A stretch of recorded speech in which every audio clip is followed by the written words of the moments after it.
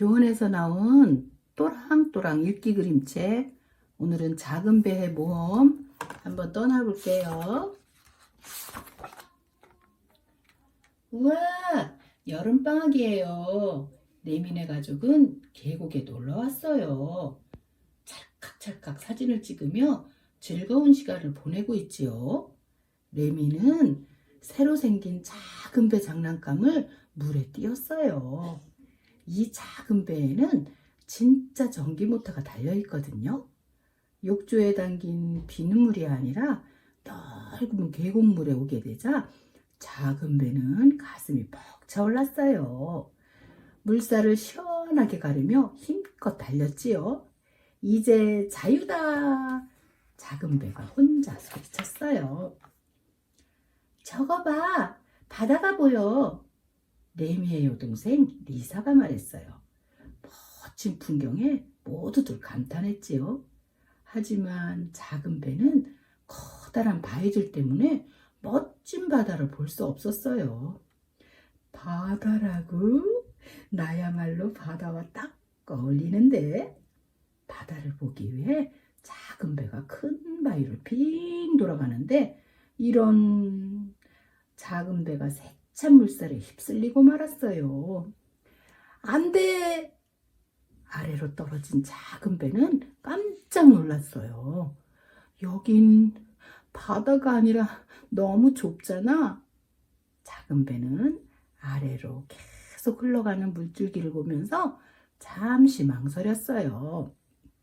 레미가 날 찾을 때까지 가만히 기다리는 게 좋겠지? 하지만 얼마 지나지 않아 작은 배는 호기심이 생겼어요. 난 아직 한 번도 바다를 본 적이 없잖아? 이참에 한 바퀴 구경하는 것도 나쁘지 않을 거야. 저기 숲 끝자락에 작은 마을이 보여요. 이야, 작은 항구다. 돌돌 돌아가는 풍차도 있어. 작은 배가 소리쳤어요. 레미 아빠가 여기 왔다면 사진을 잔뜩 찍었겠네. 안녕하세요. 이 길로 가면 바다가 나오나요? 순한 양들은 작은 배가 나타나자 화들짝 놀랐어요. 매, 그 길은 양들이 대답했어요. 하지만 작은 배는 대답을 끝까지 다 듣지 못했어요. 가파른 내리막길이라 물살이 빨라지기 시작했거든요. 작은 배는 여기저기 찬찬히 살필 겨를도 없이 아래로 손살같이 흘러갔지요. 눈 깜짝할 사이에 오후 시간이 지나갔어요. 작은 배는 맑은 물이 고인 넓은 웅덩이에 이르렀어요. 이제껏 한 번도 보지 못한 곳이었지요. 드디어 바다에 왔어. 작은 배는 승리의 기분으로 크게 외쳤어요. 어느덧 밤이 되었어요. 아, 그런데 여기는 바다가 아니에요.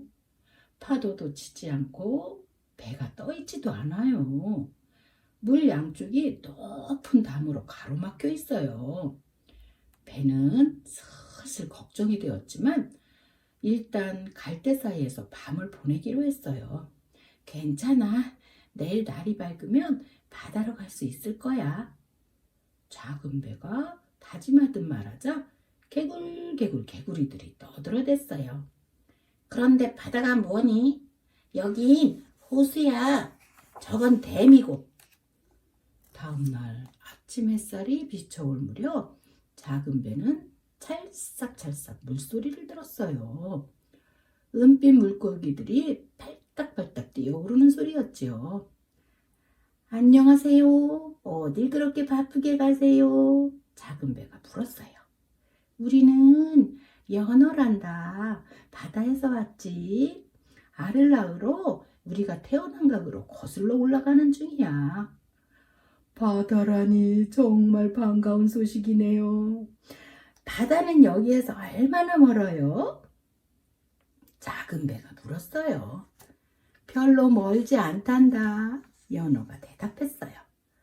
폭포 옆에는 연어들이 뛰어오르는 계단이 놓여 있어요. 계단을 따라 내려가면 강물을 만날 수 있고 강물이 모이고 모여서 바다로 흘러간대요. 이제 강을 따라가면 바다로 갈 수 있겠어요. 여행 잘 다녀오렴. 연어가 말했어요. 작은 배는 대마래에 도착했어요. 폭포 소리에 귀가 먹먹해졌지요. 작은 배는 부랴부랴 그곳을 떠났어요. 푸른 들판 사이로 강물이 유유히 흘러요. 강기슭에서 가느다란 목소리가 들려왔어요. 안녕, 난 생지야. 사촌을 만나러 강어기 도시로 가야 하는데 나 좀 데려다 줄래? 그래, 어서 타. 작은 배가 말했어요. 그 도시는 바다랑 가깝니? 응, 거기에서 조금만 더 가면 돼. 생지가 대답했어요. 작은 강이 큰 강으로 흘러들어요. 큰 강은 매우 조심해야 해요.